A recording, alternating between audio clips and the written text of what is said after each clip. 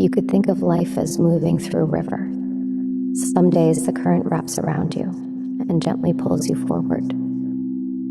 Other days, it pushes you or even pulls you under, but it's never still. It is always in constant motion.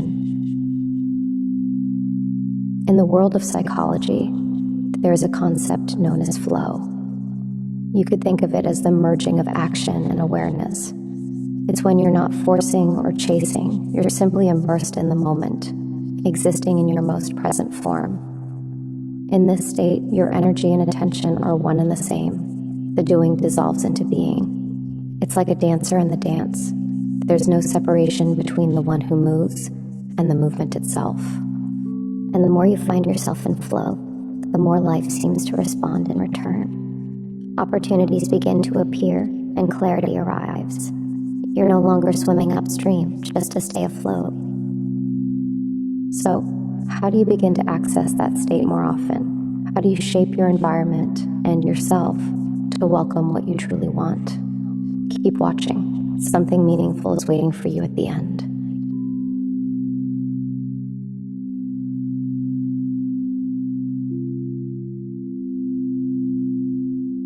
You must understand that you are not just a passive observer. You are an active participant in constant relationship with everything around you. You shape your reality, but you don't shape it alone. It is a collaboration, a co-creation with everything you're connected to. If each of us were creating our own isolated world, we would never intersect, we would never find each other. But we do because there's a shared reality being shaped by all of us. And that shared space responds to the energy, choices, and intentions we bring into it. It is from here, from that awareness, that true alignment begins, in the synchronization between what moves within you and all that moves around you. When your desires and the flow of life are aligned, things happen more naturally. It's like catching that current that carries you forward. But when your actions or intentions are unaligned, it's like paddling upstream, exhausting, slow. The trick is knowing how to spot that current and whether you're going with it or against it. Often it shows up as a feeling. Sometimes it's heavy and sinking, a clear sign something's off. Other times it's a spark, a fire inside, a sense of yes, this is the direction. You might not know why. It might not be logical, but it's strong. And yet, even then, fear can creep in. Your doubts begin to whisper. You freeze at the edge of the unknown. What if you leap and fall? What if you don't, and miss what's meant for you? We all wrestle with these questions, but real growth begins when you stop resisting discomfort and lean into it. It's not about ignoring pain, but using it as a guide. You see, flow isn't always easy, but it always takes you where you're meant to go. So, how do we tune into that flow? Keep watching. What comes next might just shift something within you. The key is understanding that the answer is always inside you, but we have to quiet the noise to hear it. Think of your mind like a radio. You need to tune it to the right frequency to pick up the right message. And often that message is subtle. It's not a big sign in the sky. It's a whisper, a gut feeling, your inner voice.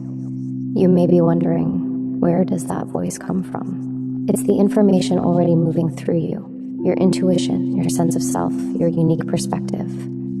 Although we are all part of something much larger, each person views the world through their own lens. And it's this variety of perspectives that gives life texture and meaning. I want you to picture two people standing in a mirrored hall.